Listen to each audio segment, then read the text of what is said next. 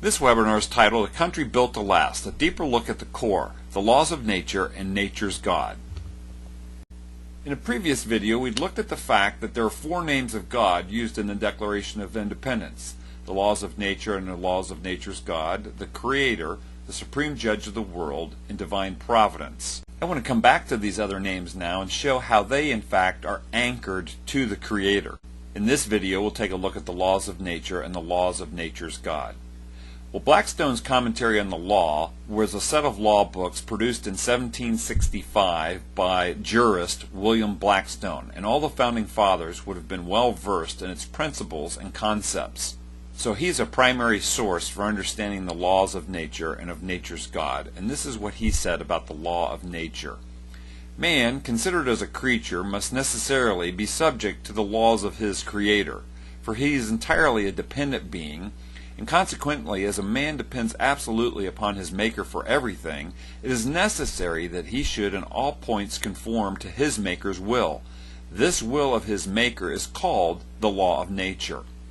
Continuing, Blackstone comments on the law of nature's God. This law of nature, dictated by God himself, is of course superior in obligation to any other. No human laws are of any validity if contrary to this. The revealed or divine law found only in the Holy Scriptures are found upon comparison to be really a part of the original law of nature. Now combining the two. Upon these two foundations, the law of nature and the law of revelation, depend all human laws. That is to say, no human laws should be suffered to contradict these. This philosophy of law and civil government informed the founding fathers and the structures of our founding documents, and influenced the legal profession for the first 100 years of our country. Sam Adams said this: "In the supposed state of nature, all men are equally bound by the laws of nature, or to speak more properly, the laws of the Creator. They are imprinted by the finger of God on the heart of man. Thou shalt do no injury to thy neighbor is the voice of nature and reason, and it's confirmed by written revelation, that is the laws of nature's God." So you can see already how the laws of nature and of nature's God are intimately tied to the Creator himself. Let's take a look at how these things are expressed in the ancient writings. The laws of nature according to Psalm 19. The heavens declare the glory of God, the skies proclaim the work of his hands. Day after day they pour forth speech, and night after night they display knowledge. There is no speech or language where their voice is not heard. Their voice goes out into all the earth, their words to the ends of the world. Psalm 19, verses 1 through 4. This is reflected in Romans 1:20, where the Apostle Paul said, "God's invisible qualities, his eternal power and divine nature have been clearly seen, being understood from what has been made." And so the point here is that the universe, the earth, nature itself testifies to the fact that there is a Creator. So those two verses comment on the laws of nature, but Psalm 19 continues on about the laws of nature's God, and this is what it says: "The law of the Lord is perfect, reviving the soul. The statutes of the Lord are trustworthy, making wise the simple. The precepts of the Lord are right, giving joy to the heart.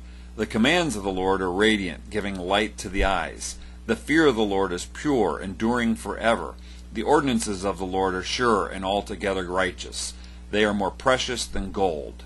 Remarkably, Psalm 19 verses 1 through 4 comment on the laws of nature, and then here verses 7 through 14 comment on the laws of nature's God. And the bedrock for American law included these fundamental laws: do not murder, do not commit adultery, do not steal, do not give false witness, and do not covet. These 5 commands serve as the bedrock basis for the American legal system. Again, Noah Webster ties this all together for us, the father of American education. The law of nature is a rule or conduct arising out of the natural relations of human beings established by the Creator and existing prior to any positive precept. Thus, it is a law of nature that one man should not injure another, and murder and fraud would be crimes. So the founders tied this all together in the founding document. So here are the key concepts. The laws of nature and the laws of nature's God are all a part of the Creator's order of things. This understanding is the keystone to understanding the American system of government and served as the basis of American law for over 100 years. So this is how the laws of nature and the laws of nature's God tie back to the Creator. My name's Craig Seibert. Thank you for listening.